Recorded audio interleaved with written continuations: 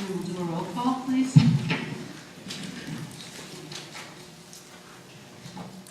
Mr. Cooney? Here. Dr. Cordelino? Here. Mr. Grau? Here. Dr. King? Here. Dr. Modrak? Here. Mr. Morello? Here. Ms. Novi? Here. Mr. O'Brien? Here. Mr. Palma? Here. Genevieve Lee? Here. And Jason. Here. Born present. Thank you, Mrs. Davis. Please rise for the Pledge of Allegiance.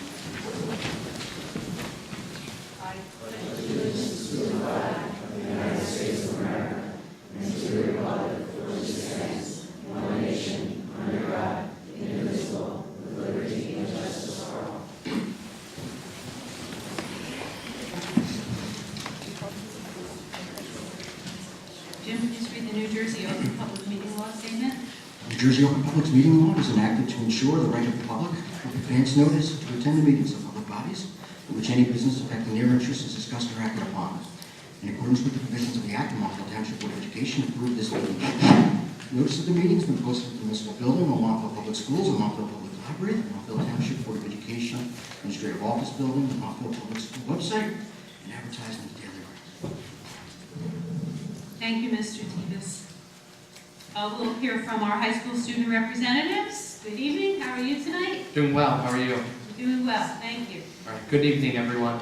The tennis doubles team Jillian Garfunkel and Paige Godow placed second in the state finals last week, making further than any doubles team in Montville history. Junior Jenks Haymeyer took first place running in the Greystone Cross Country Invitational, an amazing accomplishment for any runner. His 5K time was under 17 minutes, posting the second fastest time in meet history. The girls' volleyball teams held their dig ping game last Friday. The girls fundraised during school, held a bake sale, and played to raise money for the Susan G. Komen Foundation. The team was able to reward the foundation with a check for $720.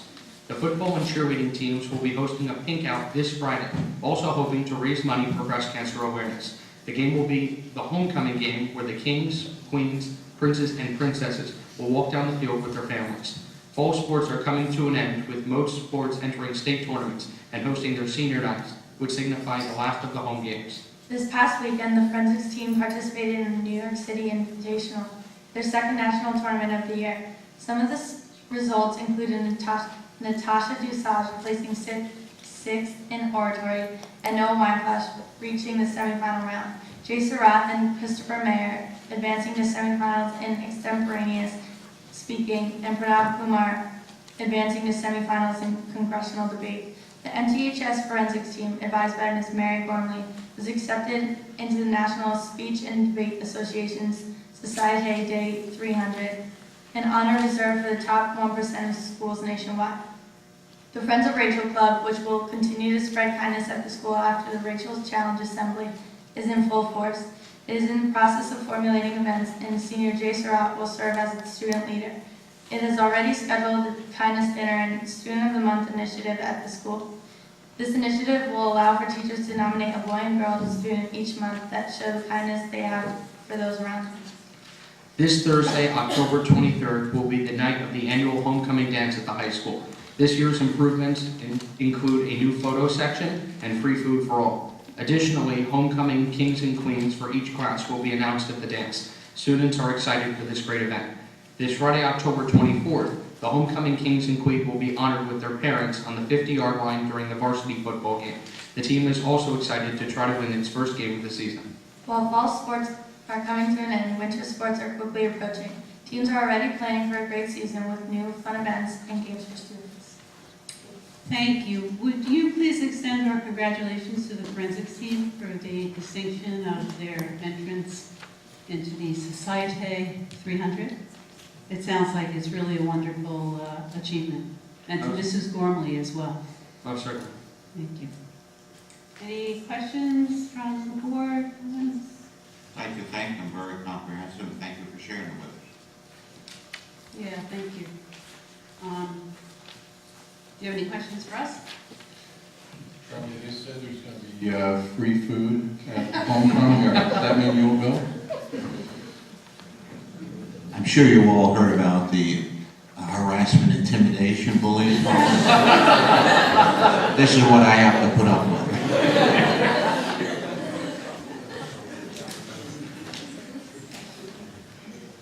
Superintendent's report.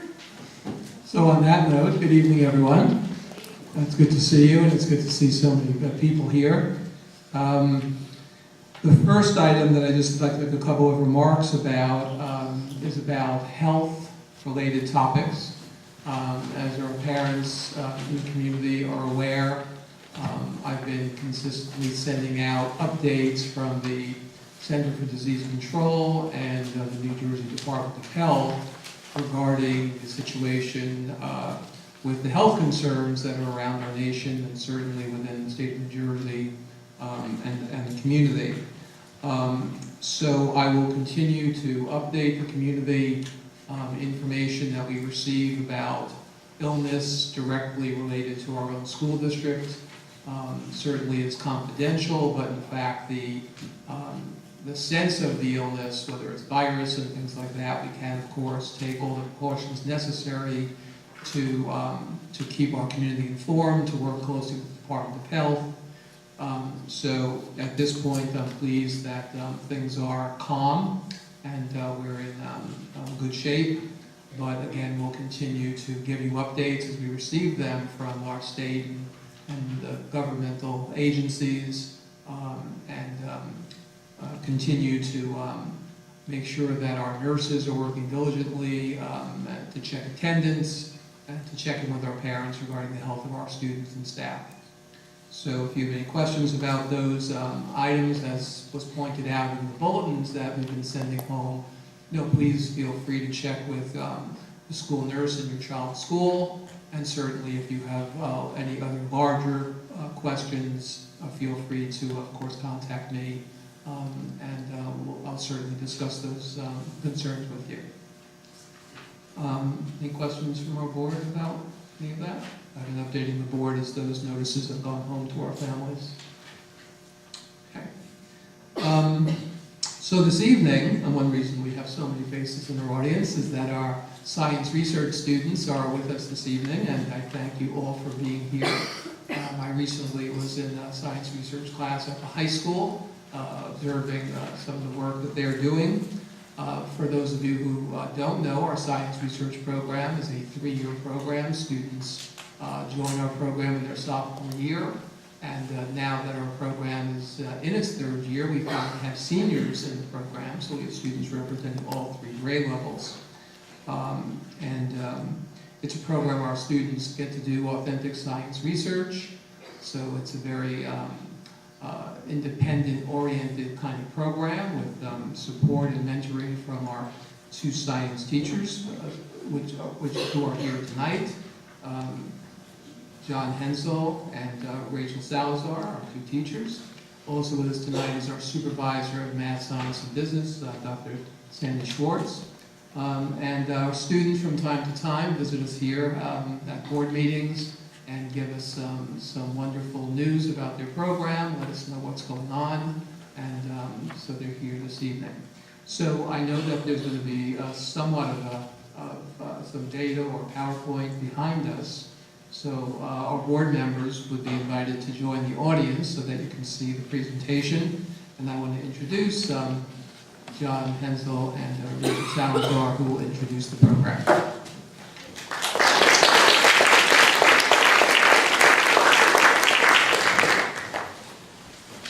So I'd like to thank the board for having us here tonight. I definitely appreciate it, and we're looking forward to you guys enjoying our students' presentation. I'm just going to wait for everyone.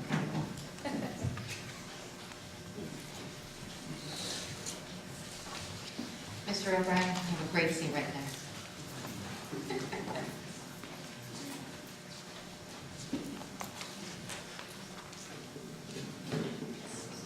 What's going to happen? Anyways, thank you so much for having us, Rachel Salazar. And we're not going to do too much talking. Actually, the students, of course, are going to presentations can be mixed between just speaking, or we have some video or some pictures as well. But thank you again for having us. We're always thrilled to be here, and this is our 3rd year, so we're very excited about that. So we have students from different grade levels. We'll be giving you presentations and giving you an idea of where they are in their research. We're going to start off with our sophomore, Sarah Schneiderman.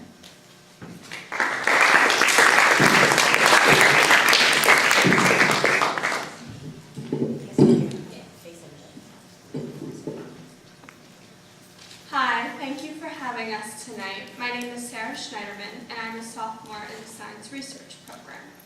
Tonight we've selected a few people from our class to talk about the research and their topics and what they're studying in this program. Originally, I was studying the implantation of false memories. However, after doing some research and talking to my classmates, as well as consulting Mr. Hensel and Ms. Salazar, I found that getting into a lab on that topic might be difficult, and finding a mentor would be very difficult for that specific topic. At the same time, we were also working on model presentations for class. And basically, we were researching the different scientific models that are used in experiments. And I was assigned the Drosophila melanogaster, which is the fruit fly. During my research, I found I had a great interest in the Drosophila.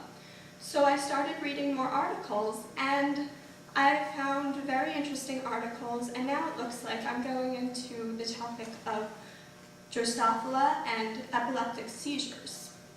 I would like to thank my classmates and Ms. Salazar and Mr. Hensel, who have been assisting me in trying to find the right topic which I can succeed in.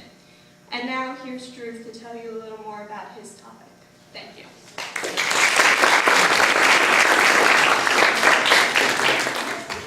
Thank you, Sarah. I am also a sophomore in the program. My name is Drew Dang. So along with becoming familiar with our models and the model presentations, I've decided to focus my research on the plant genus Cuscata, and this is just a family of parasitic plants. Now, for those who don't know what a parasitic plant looks like, a typical one you would see on a roadside wrapping itself around a tree or some other type of plant. The parasite I'm studying has the same method of attaching itself to its host. It coils itself around the stem of the host and sucks the nutrients and minerals from its host to support its life and thrive. Now, it's important to remember that this type of hugging isn't lovey-dovey and warm, like from our grandmas, but this is actually very dangerous, and it could kill the host plant, and especially it will damage its systems. There have been traces of the molecule mRNA found being transferred between both plants. mRNA stands for messenger ribonucleic acid, and it's commonly known for its role in DNA replication. However, in this study, it was used for its importance in carrying genetic information. The study showed how parasitic plants can use mRNA to tell its host to take down its defense systems, so that the parasite can easily attack the plant without trouble. And this is very good for the parasitic plant, because then they don't have to worry about any immune systems. The goal of my research is to find out what genetic message mRNA is exactly carrying between the two plants and its function overall. This was also the goal for the team that was carrying out this experiment. I've begun to look into possible mentors that work in my field of research. There are many scientists ranging from California to New York, and I'm looking forward to working with them over the summer. Along with our individual research, our teachers have provided us with journal articles every few weeks in order to expose us to professional scientific reports. From reading these articles, we are able to get a sense of how to write organized, cogent papers. And for us sophomores, that's very important, because that's what we're going to be doing for the next 2 years. So thank you for listening, and without further ado, here are the juniors.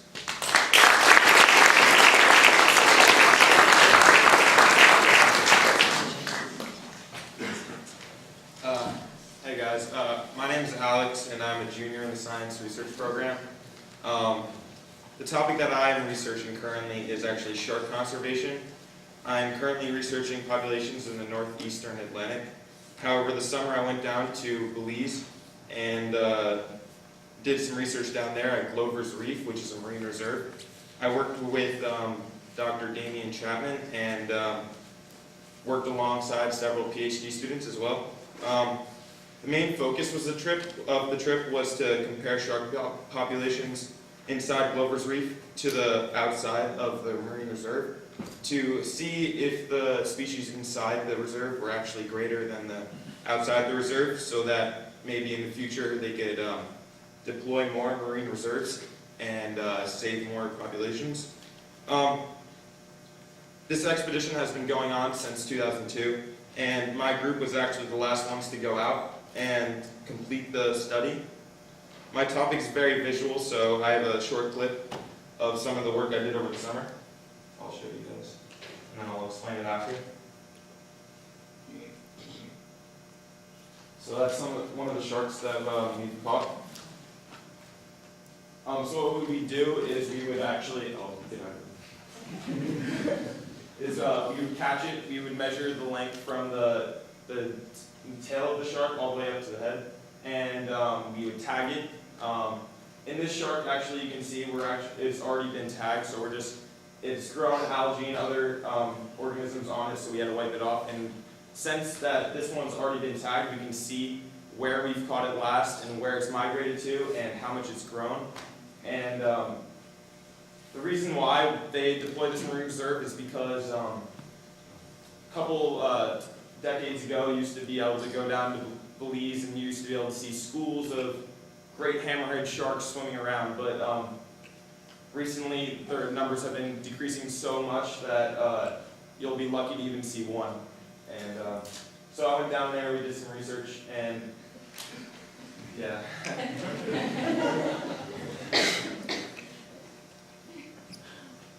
So right now, as you can see, we're flipping the shark over, and that's going to a state known as tonic immobility. It's a catatonic state, meaning that it's perfectly still, and it's asleep, and it causes respiration to become slower, and it's used in the field of shark studies because it'll make the shark unaware to what's going on, so you could do minute surgeries and other procedures on the shark without harming the shark with synthetic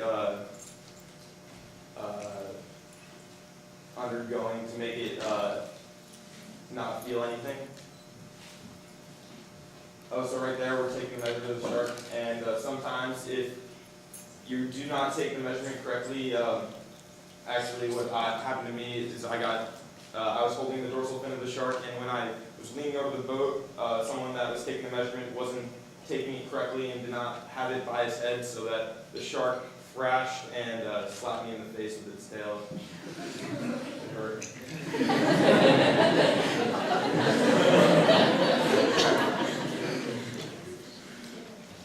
Anesthesia, that's the word I was looking for. Okay, now I'll pass you guys on to Philka.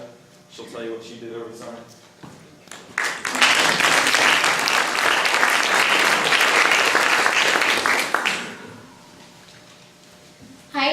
Hi everyone, my name is Philka Richelm, and I am also a junior in the Science Research Program. So over the summer, I had the amazing opportunity of finding a research opportunity at the Ernest Mario School of Pharmacy at Rutgers University in New Brunswick. And this research opportunity would not have been possible without this science research program. And all the skills that this program has taught me came to great use when I was at Rutgers over this summer. So at Rutgers, I worked closely with Dr. Lori V. Joseph and Dr. Deborah Laskin in their research, which was actually designed and funded by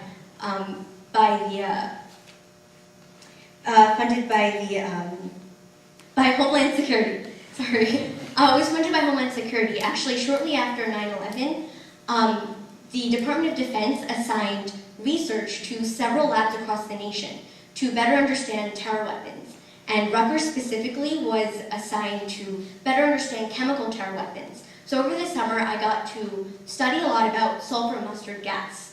Sulfur mustard gas, due to its cheap availability, poses a huge threat and a huge harm when upon human contact. So for this reason, my mentor and I, we studied a lot about sulfur mustard and its history. Actually, sulfur mustard was used originally in World War II, and more recently in the Iraq and Iran War, in which, when it was exposed to innocent civilians, it actually created the separation of the layers of the skin, it caused the peeling of the first layer of the skin, it caused a severe amount of irritation and blistering, which was excruciatingly painful. So after learning about the impact that sulfur mustard has upon exposure, we hoped to better understand wound repair, and we thought we could understand wound repair by studying sulfur mustard in mouse skin tissue. So I went through a series of assays, qualitative analyses, and I even got to observe the mice as my mentor was working with them. And although it was exhausting to travel back and forth from my house to New Brunswick nearly every day for 8 weeks, Each minute of this experience was worthwhile.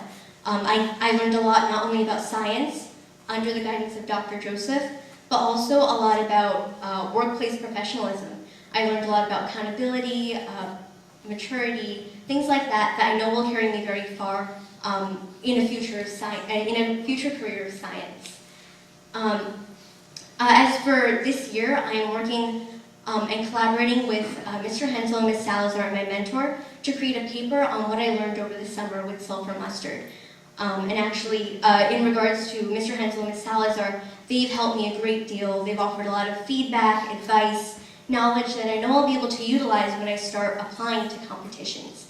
So with that in mind, I'm going to hand it over to the seniors who are shortly going to be applying to competitions with the research they've been doing for the past 2 years. Thank you.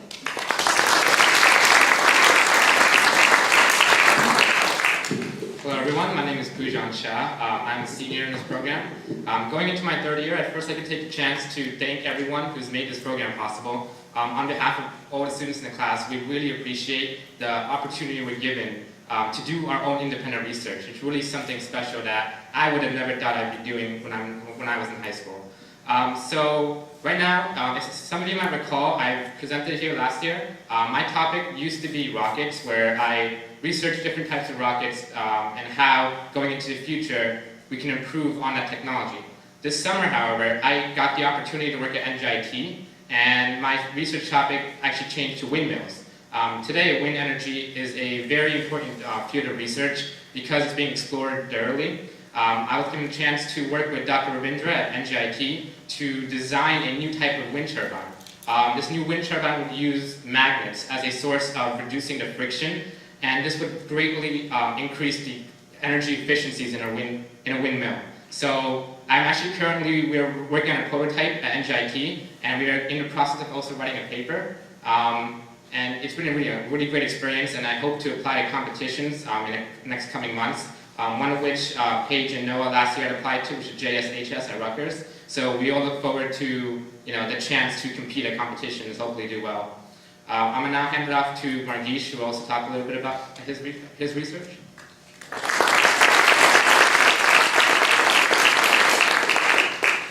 Hello, my name is Margish Ramani, and I am also a senior in the research program. This past summer, I worked under Dr. Mauro Boldrini at the New York State Psychiatric Institute and the Columbia Medical Center to study the effects of antidepressants and depression on neurogenesis. I conducted immunohistochemistries to stain certain cells with a PARP protein and look at the effects that the conditions that depression and antidepressants posed. I quantified these stains by counting the cells through a microscope. However, my experience at this lab was unique in that my research project was not successful.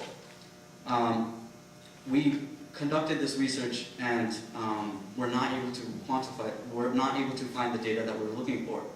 This is a very real aspect of the research science that we are doing. Thus, I experienced everything being done at the lab. However, when I actually had the research project, it wasn't with an end project. So due to the nature of the project, it was that it would take years, if not decades, to come up with a answer to the research questions. My experience is a very realistic example of what the true research science is like. We only hear about the successes in science, but what really lies behind these successes are a series of failures that eventually brings one to the next level. Although I did not get any of the correlation in my study that I was looking for, I am now regrouping and writing a reviewed article on PARP and hoping that to publish it and possibly submit it to competitions. The experience I gained over this summer has been truly eye-opening to what research science really is and has helped me shape my aspirations to study neuroscience. I will now pass it off to Paige, who will discuss her JSHS experience.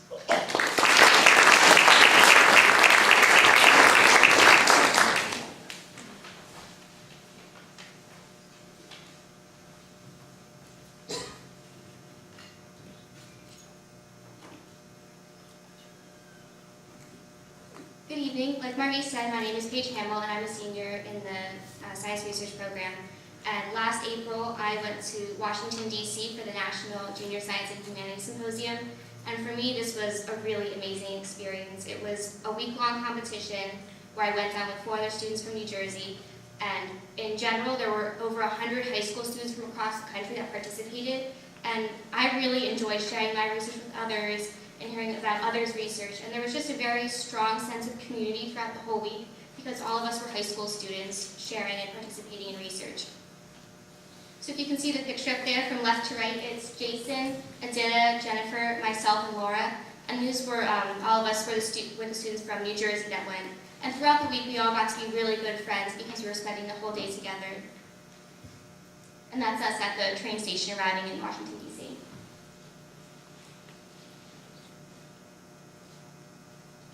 There we go.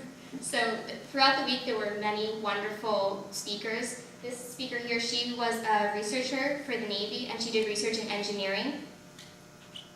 This was another speaker. He did research in Alzheimer's in South America. And this was one of my personal favorites out of all the presentations, partly because engineering was a little over my head. Biology was more kind of my stream. And also, I thought it was really interesting because many of the students in the science research program have topics in Alzheimer's. So I really enjoyed hearing about Alzheimer's from a different perspective. We also got to meet an astronaut, which I thought was really cool. He went to the International Space Station for 6 months. So in his presentation, he was talking about all the training that is involved and his actual time spent on the space station, as well as his time coming back down to Earth. So we got to meet him and take pictures with him, and we all really, really enjoyed that. And also at the national competition, I presented my own research in bacteria, which I thought was very exciting. And also conveniently, the Science and Engineering Festival was going on at the same time as our competition. So for 2 days, we were able to go to the Science and Engineering Festival, in which there were thousands of booths from different colleges, different research institutions, different companies. So we could go around to the different booths and discuss with representatives the research that was going on at these institutions. In this picture, me, Adita, and Laura are at a booth that's talking about string theory. There were also many important people at the Science and Engineering Festival. We got to meet Bill Nye, we got to meet the writers of the Big Bang Theory show, which is one of my personal favorites. So for me, this was a really exciting experience. I got to meet all kinds of wonderful people that I still keep in touch with. So this kind of was the highlight for me of my experience in the science research program. Thank you for your attention.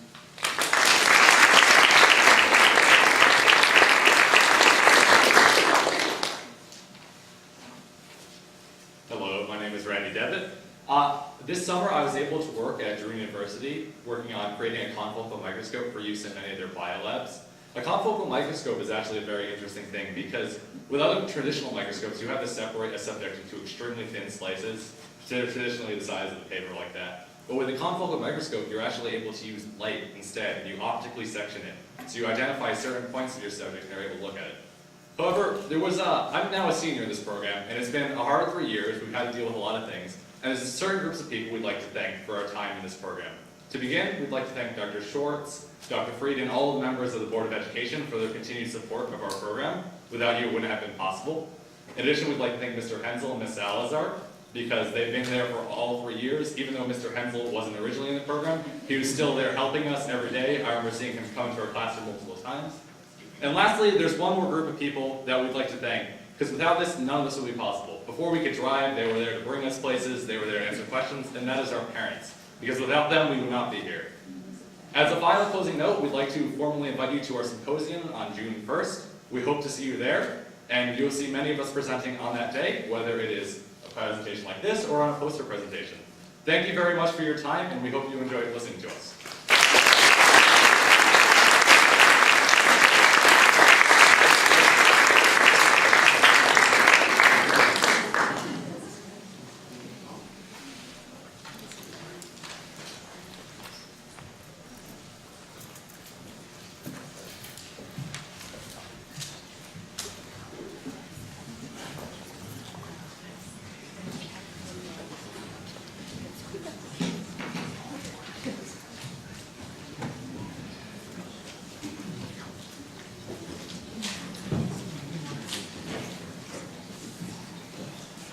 Well, on behalf of the Board of Education, I think we would like to thank all of you, students, teachers, and supervisors, for this wonderful presentation.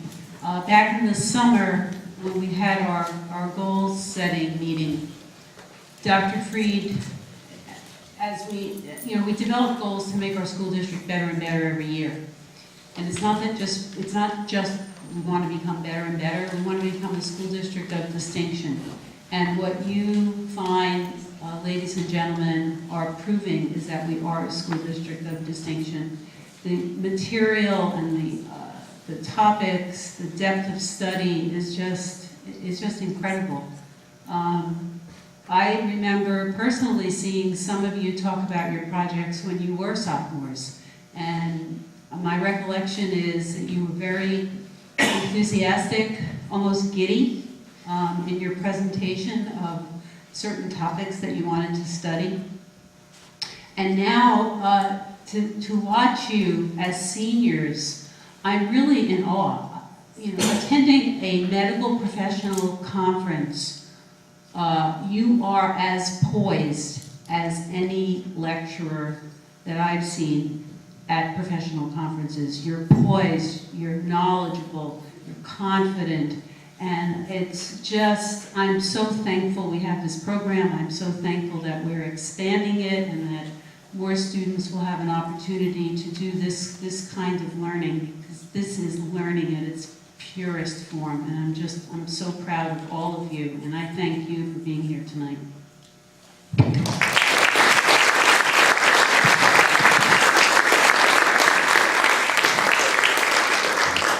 Chairman, I think I would like to add what you said. I'd also like to thank the advisors and the staff at the high school, because I'm sure there's more than just two of you.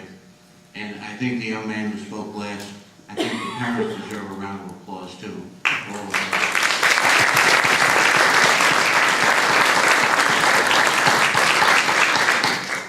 And Karen and Charlie agree with both of you. Congratulations to the student parents, the advisors, the teachers. But Dr. Freed, I had to sit there and wonder how you feel watching these students in a program that you brought to the district, watching these students, the seniors, as they've grown through these 3 years, the juniors who are working in the program, the sophomores who are just getting started.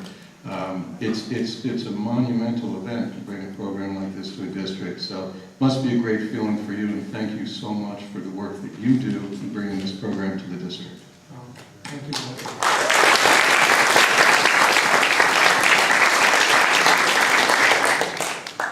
So I just want to say a couple of words, because with the seniors from the program, I don't know if you're all here, but would you please just stand for a moment? So I think we're missing some, right? Not all here tonight. Thank you for standing. So these seniors are really our guinea pigs. When we looked to begin this program, and actually, Rachel, you're one of the guinea pigs too.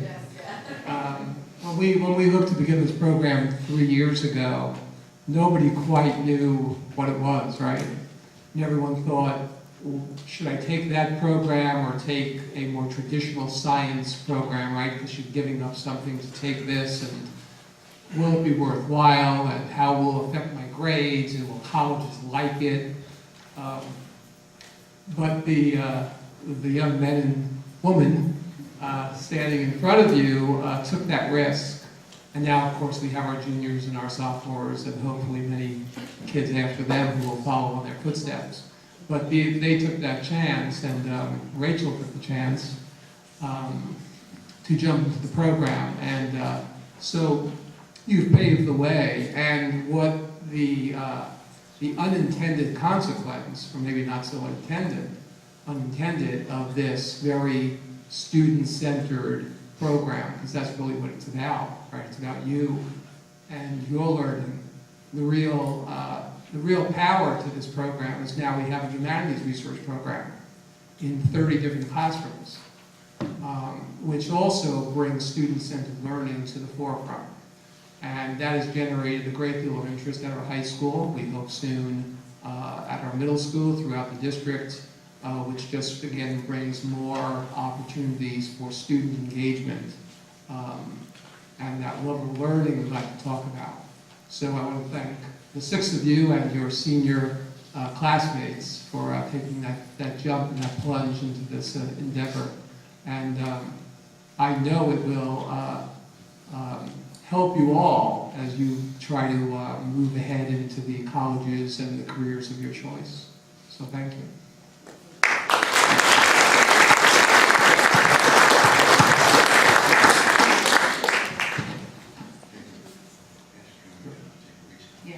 We're going to call just a very short recess. I frankly would like to talk to some of the students, and I'm sure other board members would as well. And it also gives you a chance to get home and do homework if you need to. Thank you. Just 2-minute recess.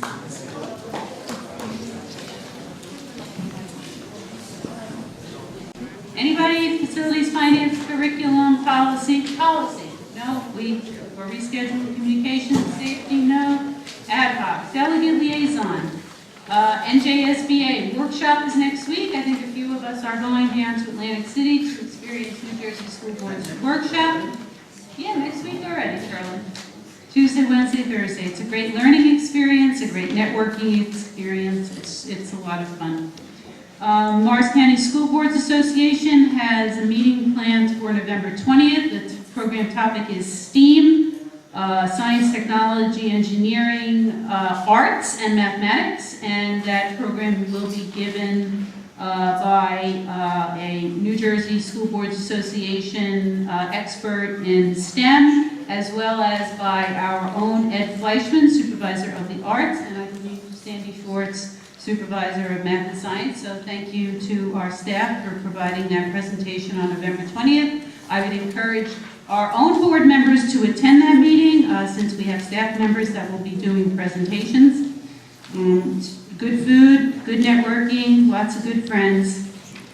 Are there any other... Karen, I just want to say that Charlie and I were at that meeting, the last meeting, and it was an excellent meeting. Thank you. Extremely informative, and you as the president of the Morris County Board Association are doing a great job. Thank you, ma'am. Any other delegate liaison reports? Okay. Any PTC? Hilldale, Valley View, Willie Mason? Hilldale just had their ALS challenge.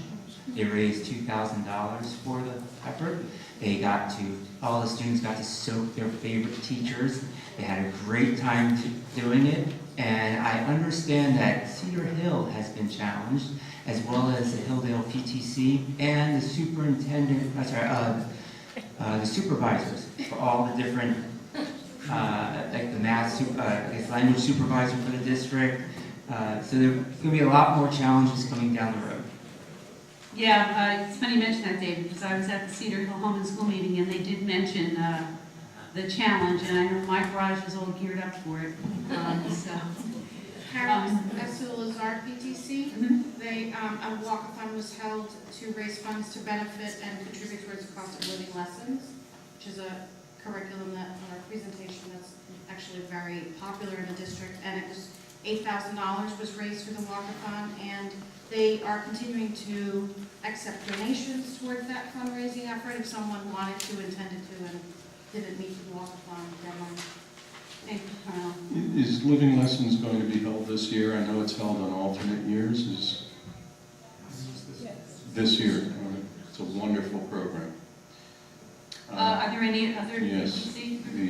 For the high school, meeting was last week. There was discussion about upcoming homecoming weekend program called Discover MTHS for the 8th graders on October 29th. We're going to be coming into the school and learning about what the high school has to offer. There's also another program for parents of middle and high school students called How to Help Your Teen Develop Coping Skills for Life. That's on the 29th as well. The principal did discuss some delicate topics in discussion, topics that affect all of us on a national scale, state, county, and here locally too. Discussed substance abuse and discussed school safety. Talk a little bit about the new subcommittee that was developed at the Board of Education and how helpful that has been for recommendations under Mr. Merla's leadership, and also some safety advancements that have been made to the school itself. There were some positive comments by the principal about the new fields and the effect that that has had on scheduling and just enhancing the students' lives, as well as the excitement was discussed about the upcoming Media Center project.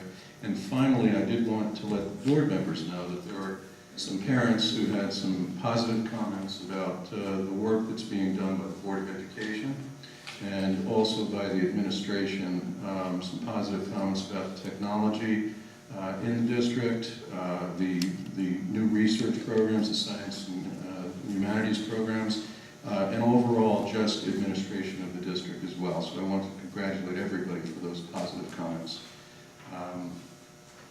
And I think that was it. Thank you, Matt, and thank the high school PTC. Will do. I have one report from Cedar Hill. Dr. Raj did a presentation on the New Jersey ASP test scores. I specifically asked the group about transportation, and I didn't have to put my hands up because nobody threw anything at me.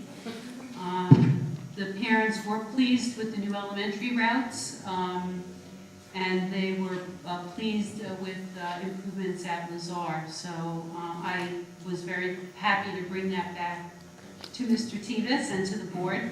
On December 10th, Cedar Hill, along with Woodmont, although this will be a Cedar Hill project, both schools are celebrating their 50th anniversary. Cedar Hill will be celebrating on December 10th with a party for alumni and others at the Knoll. And on December 23rd, alumni will be visiting with students during Cedar Hill's holidays and traditions. So Cedar Hill is well underway to celebrating their 50 years of great learning at that school. Are there any other reports? I'll open it up to the public for items on the agenda. Items on the agenda. On the agenda. Okay, in that case, motion for items I through O. So moved. Second. Frank and Mike. Are there any questions on I? Jay? Okay. Karen, I just wanted to just quickly note that K6 is another shared services item with the township as we continue to work to consolidate in certain areas where we can and to work with the township to save tax dollars. Yes, thank you, Matt. On K4, use of facility request, Jim, I just want to thank you for the insurance certificate little check mark. Doesn't that like it? Any other comments on K? L? M?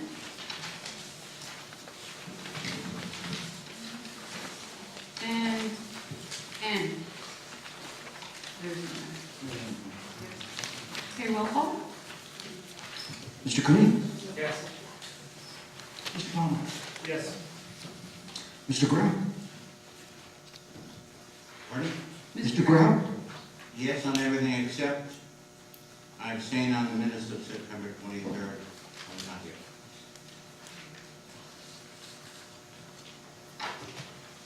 Dr. Modrag? Yes. Mr. Morello? Yes. Ms. Novi? Yes. Mr. O'Brien? Aye. Dr. Kane?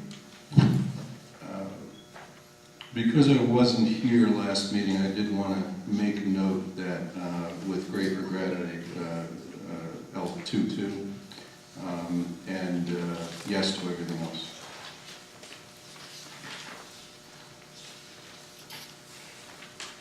Dr. Corlino?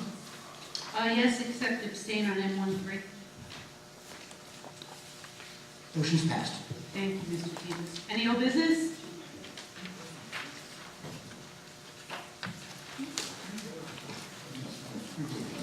Oh, I included it in the motion. General board comments, new business? Okay. I'll open it up to the public for items, whatever you want to talk about.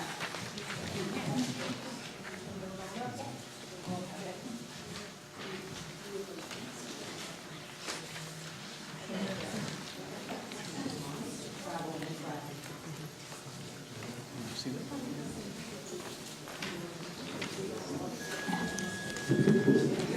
Hi, my name is Lydia Bruno. I am a union member of Local 32BJ, and I work at Lazar School for 30 years. I'm in the kitchen as a server. These are my co-workers. They work at Lazar as well as Montville High. As you know, we no longer have Aramark, that Pompatonian is the new company that has taken over. So we have been in negotiations with them, I'm going to say since July or August, to try to negotiate our current contract. And it's just not working out. So we've had, I'm going to say, 7, 8, 9 negotiations, and we just can't come to an understanding. So today was one of our meetings, and we were in negotiations, and all of us were wearing our I'm ready to strike pin. So we discussed a few things. One of them was actually insurance, which they are adamant about not offering. So we thought that since they weren't offering it, maybe they would be able to give us a differential for the insurance. They're arguing with us over shirts. They want to just give us 1 or 2 shirts to wear when we work 5 days a week. And I mean, silly stuff. We're not asking for anything huge, and we're actually not asking for anything more than we've already had on the prior contract. But they just can't come to it. So anyway, as we're sitting there, they asked us the question, are you ready to strike? And our answer was yes.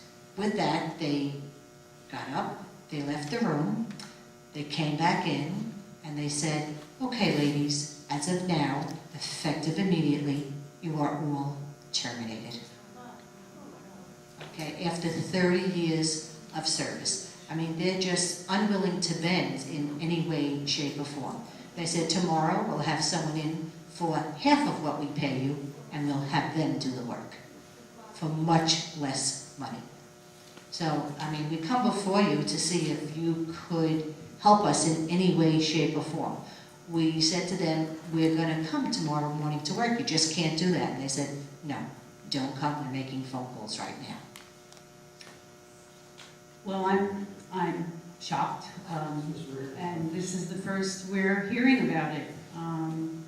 Now, understand that you are employees of Pomptonian, but nevertheless you work in our schools where our children and staff reside. Well, we recognize every one of these kids. They've come through the system. We saw them at Lazar. We see them at the high school. I mean, we've fed your children for maybe 30 years, 20 years, whatever, okay? Fed the kids. So, I don't know, we're really with our backs against the wall. I can assure you that our business administrator and superintendent will be looking into this first thing in the morning. Okay, we appreciate that very much. We appreciate your time. Thank you so much. I believe our business administrator has a comment? Yes. Could you please either just call the office tomorrow or send me an email or some way that I can contact you so I can be in touch with you? Okay. Okay, we will. Thank you so much. You can find his email on the website. I'm actually the junior representative, so Right. if you want to give you my business card soon. That'd be great. Okay. Right. Your name is? Iris Villavicencio. Okay. That way I can touch base with you, give you some kind of status update. I can't make any promises, obviously, but I can. We understand. Situation at least and.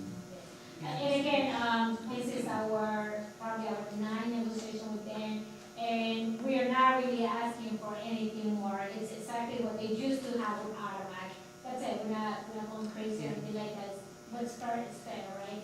And again, they've been here working for many years, and I think it's unfair for the workers. That just because they are asking them to offer the workers health insurance, something that's so simple that everybody here deserves and have the right to have a health insurance, the company actually got out and said, you know what, that's it, you all terminated with no reason why. They have the right to strike, they don't want to strike. We're trying to negotiate with good faith, right? This is why this is the 9th time that we sat down with them, and we're trying to, say, okay, fine, we could do this, we could do that, coming to an agreement with them. But they're just not thinking and looking that we are actually negotiating in good faith. The workers here care about a lot about your kids, a lot. Some of them are your kids, solo de la real kids themselves, right? Because they also need to be. Understood. So Understood. the only thing that we're asking is for a further contract with the candidates. Our administration will look into it first thing in the morning. Thank you very much. Thank you, Thank you. Thank you.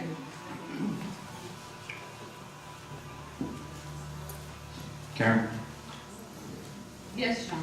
My concern here is if they're bringing substitute people in, or we don't know if they're background checked and everything else? Yes, after, they can't come to the building. Pontonian's in a lot of school districts, a lot of school districts, and there is, that's a good question, but the answer is yes. But then they go to background checks also? Then if they have their background checks with another school district, they're probably gonna pull in cafeteria workers from other districts, so. How would they possibly, did you guys know about this? Like, how are they possibly going to be able to operate tomorrow I can morning? tell you, well, Because that's. they'll be able to find their way around the kitchen?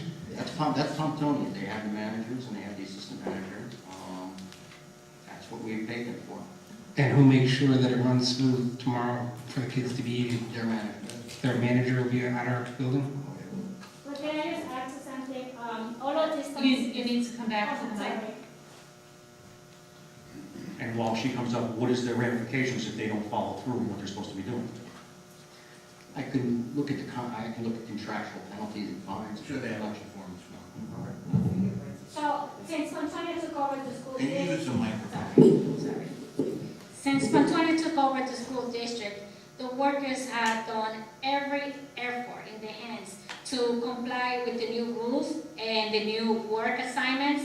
It gets to a point that some of the workers can't even take a break, even a 5 minutes break, right? So there's some workers that work more than 6 hours and they're not even taking breaks. So again, you know, for you to know that the workers are doing every possible effort to serve the kids and have everything rolling the way that it was before.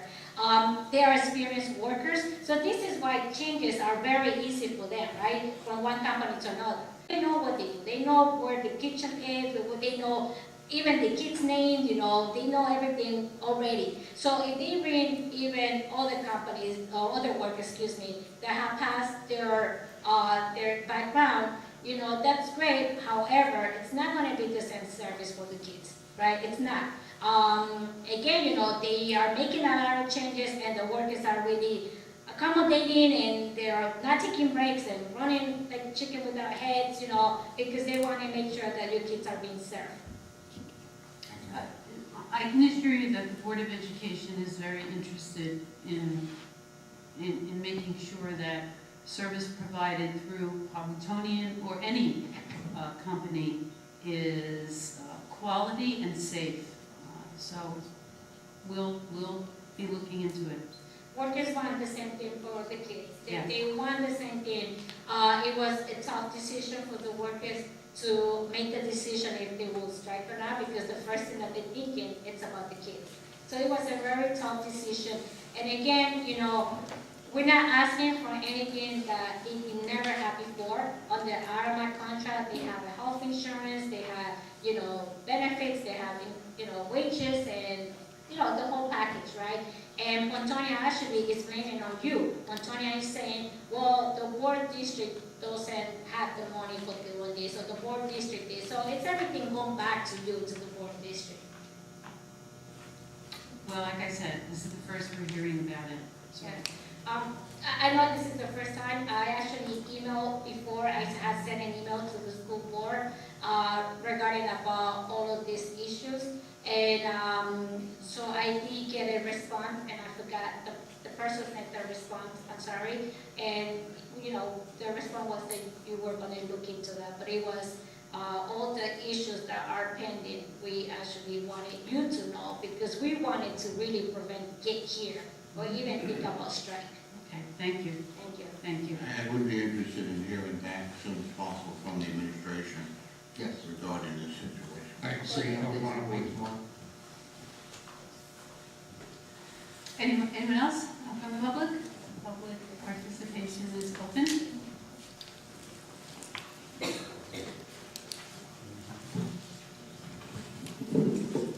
Hi, Dr. Freed, Dr. Cordovino, and members of the board. We would like to propose the idea of a middle school sports program, beginning with the baseball team for the upcoming spring season. Teams can consist of 7th and 8th graders to be competitive with surrounding towns. Trials would be held to ensure the teams to be competitive. The teams can be coached by 2 staff members, one of which would have a sports-specific background. Practices could be held after school, utilizing either the high school fields, the community park fields, or the municipal fields with necessary modifications to accommodate this age group. Games can be scheduled in conjunction with the high school teams, whereby one team is home, the other is away, and vice versa. The Recreation Department has also graciously offered our other town fields if necessary. Participating on a middle school team would build morale and instill discipline, perseverance, sacrifice, and teamwork.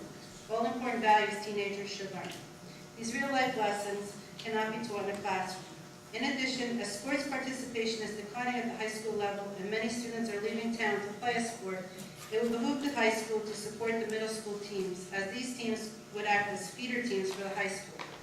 These teams would develop players and allow them to become a cohesive group prior to high school. The coaches would be coaching in similar style with the high school coaches to ensure a smooth transition for any players eventually playing on a high school team. With enough interest, it may persuade students to stay in town and play rather than look elsewhere, be it a club team or a private school. If we expect our high school teams to be successful, we need to start from the bottom and move upwards. Having that development begin at the high school level will enable the coaches to prepare multiple players for the next level of competition.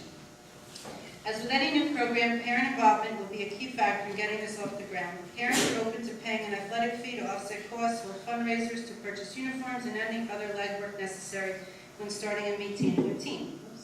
Thank you for your consideration in this matter. We truly believe establishing a sports program at the middle school will benefit not only the students at Lazar, but the high school as well. And there's a bunch of us here who are, requesting this, so that it'd be looked into. Well, I'm a great baseball fan, so. And so is Dr. Frieda. So far, so good, right? But obviously, the administration will do their due diligence. Does this fill a void that's not being filled by the town programs, or? Pretty much so. I can take that.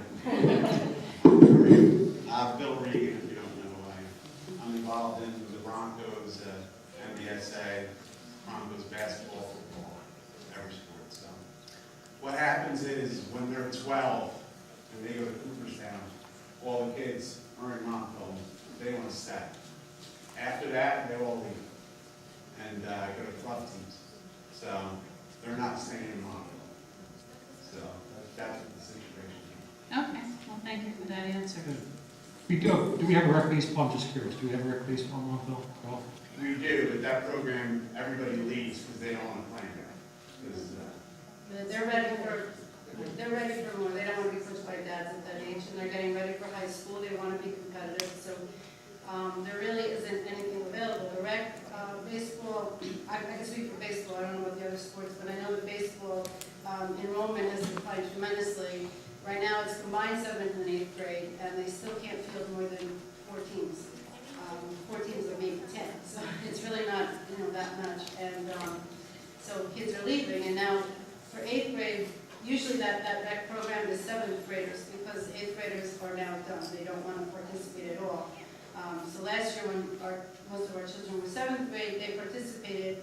Now as 8th graders, there's a whole, everyone's talking that no one wants to do rec, so it's really becoming a 7th grade rec sport, and that enrollment is going to even decline further. So I think there is a need for that age group, the 7th and 8th grade, to develop a sports program. And I have here a letter for you all, and they have, I noted all of the area schools have a middle school sports program. For Sydney, all of Rockaway, Denville, Lincoln Park, Hanover, and so we're asking that we have that as well. And I realize that we get out a little bit later than most of the other middle schools, but when I used to work in Denville, at the very end of the last period, they would make an announcement. The children that are participating would go right to the locker room, change, and they'd be ready to go as soon as the buses rolled out. They got right on the bus, and they did make it to their sport. And those would be for away games. I mean, home games, I guess, that would be, for here. So. Well, certainly thank you for coming out on this rainy night, and there is a process. I have a started. question. Okay. Okay. So the Cooperstown is U12? Yes. That's typically a 7th grade year? Depending on, well, depending on the birth date Oh, and all the that. summer, the Six- after 6th grade. Right, so is there not a U12, U13 team? So U12 is 50-70, the bases are 70 feet, which is now 50. Then it goes to 60-90, the big field. That's where it all falls apart. So it's a tax burden on the parents. I can speak for myself. Over the last 2 years, I've spent $10,000 on the club team, right? All the kids are scattered, playing for different teams, and then they come back together. They could be playing together for the school team, go right into the high school. But That's where's the gap between, say, 6th, 7th grade and the freshman year in high school? So 7th and 8th is what we're specifically talking about. That's the big field, 60-90. Right. So, They leave, they go to, we're all. But how is this those are going to on prevent the- them from leaving? right. So what happens is the kid in the rec program, the ability is not there for all the kids, right? So it's too hard for them to get the ball to the base, can't throw strikes, can't hit values. Right, so they go to where the good competition. The school teams have good competition. It's all the best kids. And the school teams are all 7th and 8th graders. I think they have other programs for 6th grade, but typically a middle school sports team is open to 7th and 8th graders. So that would fill the void that we have here, because our 6th graders are playing baseball in town. And then we have the 7th and 8th graders who kind of now leave town and pay thousands of dollars to play outside of town with other schools. My son plays on the Seton Hall feeder team. He's not going to Seton Hall, he's on the Montville.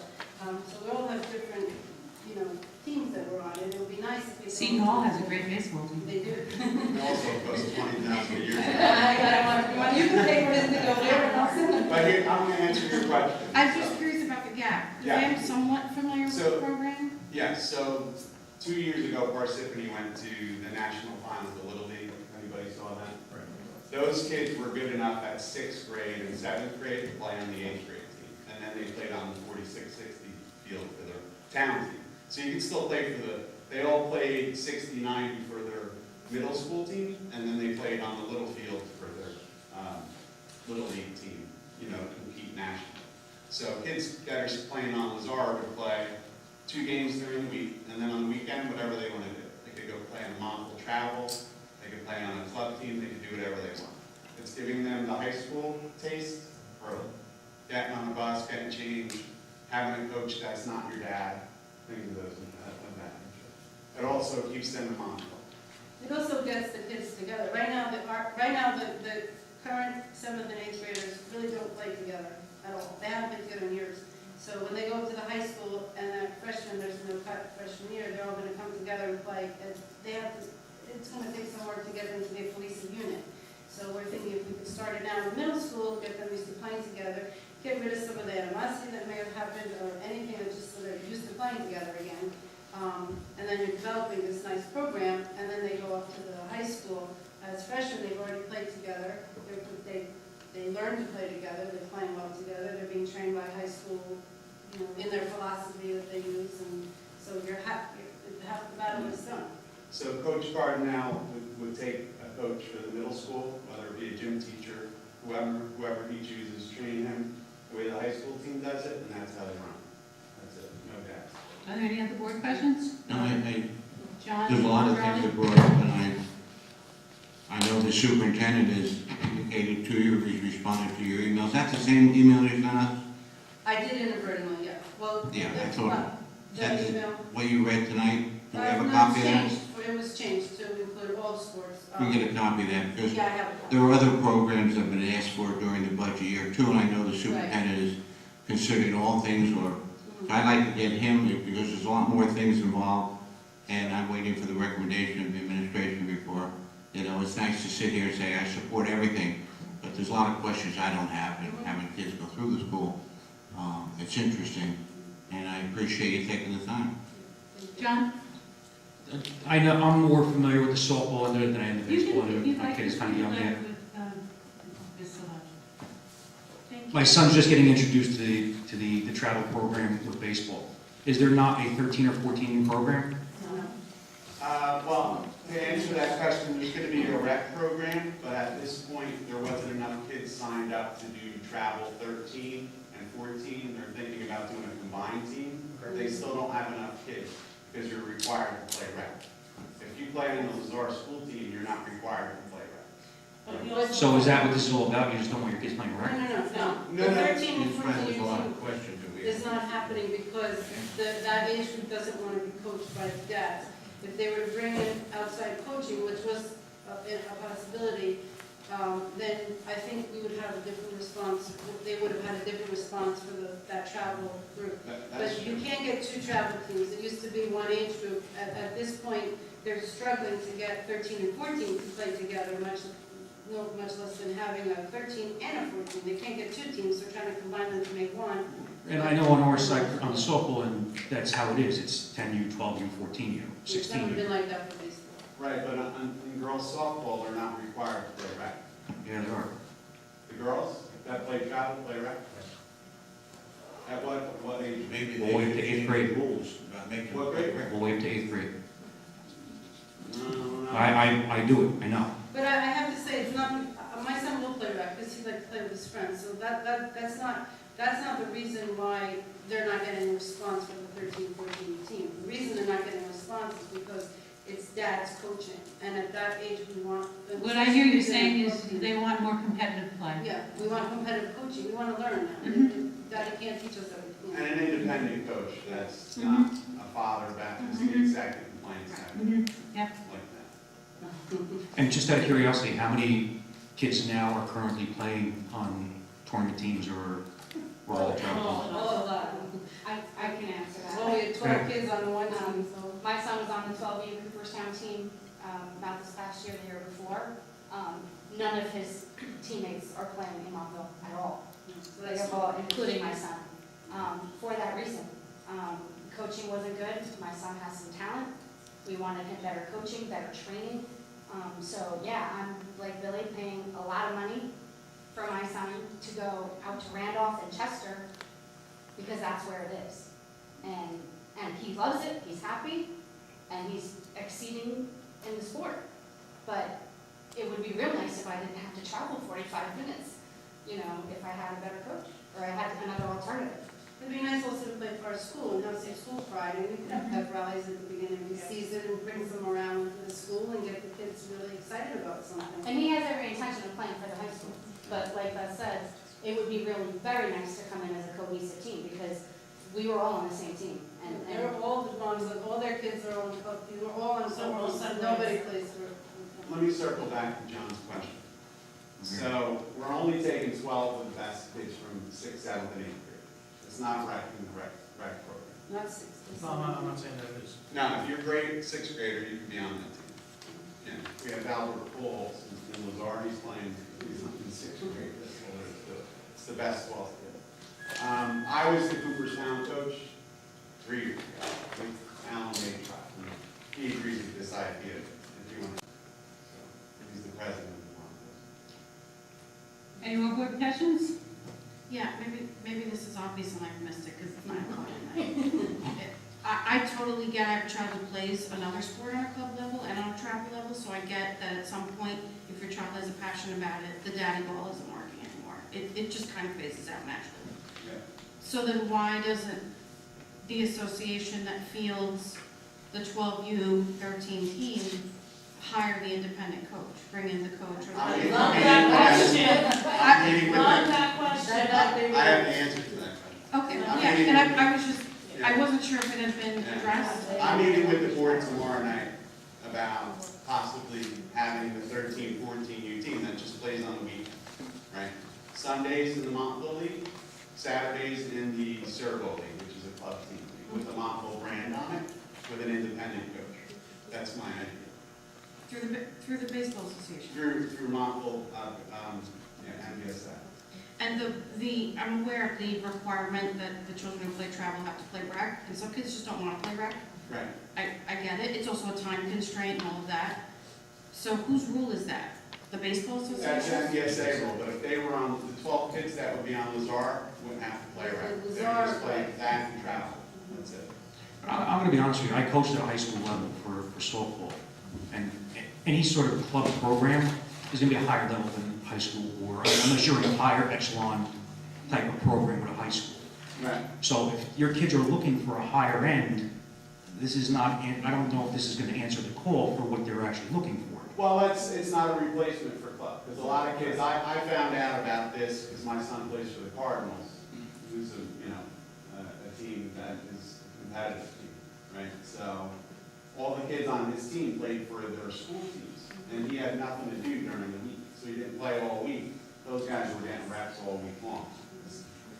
His club team doesn't practice during the week? They practice once during the week and play, on the weekends. That's it. During the week, they do nothing. I'm from the Yeah, all the players on the club team, they all, at this age, they all played on their middle school teams.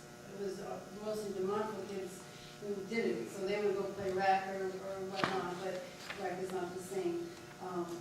But I think that if we have a middle school team, I understand it's not as competitive as a club team, but if you would do both, and frankly, most of the kids, they want to play for their school. And it is competitive, and they could still play club on the weekend. And one step beyond that, I didn't even plan on talking tonight, so that was supposed to do it. It's going to hold up.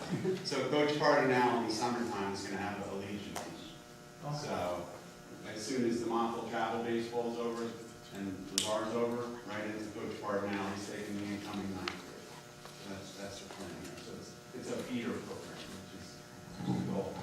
If I can just say, this is a world that is entirely foreign to me, but I wanted to thank you all for coming to us, for presenting in the fashion that you did, for being so concerned as parents. And this is something that is a process. I fully trust that the administration, Dr. Freed's background, Mr. Tevis, I fully trust that they'll evaluate this. One thought that comes to mind in my mind is whether or not if we go baseball, and I'm not saying we're going to, but if we think about baseball, are there other sports that have to be, and Charlie alluded to that.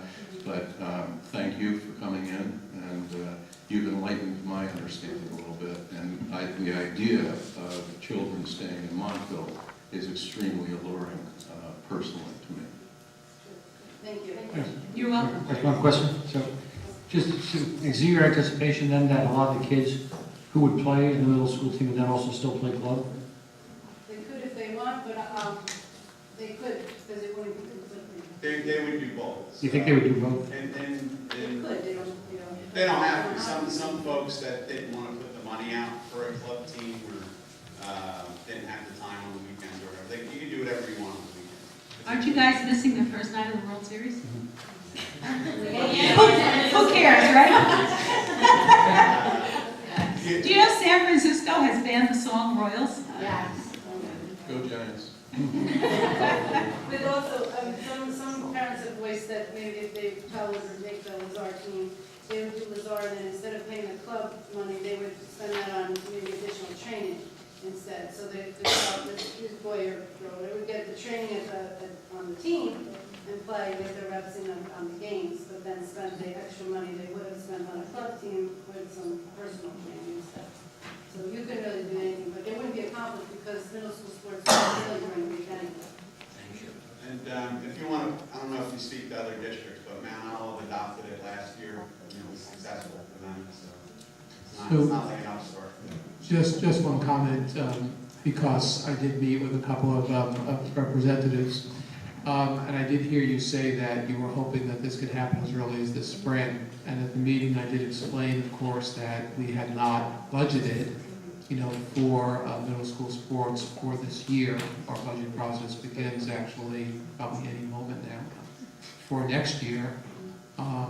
And I also don't know, but potentially even scheduling games against other schools at this point could be too late, because I know that interscholastic sports are scheduled very early in the year.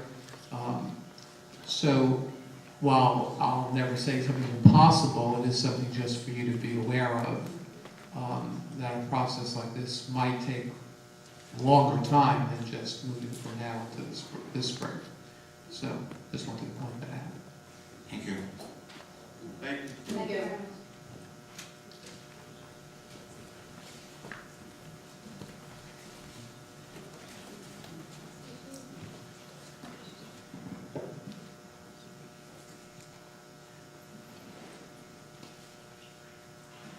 Is there anyone else that wanted to come up to the mic? Okay, before I adjourn the meeting, Motion to adjourn? Second. entertain a motion to adjourn. So moved. Carmella and John. And John. Carmella, Mike, and John.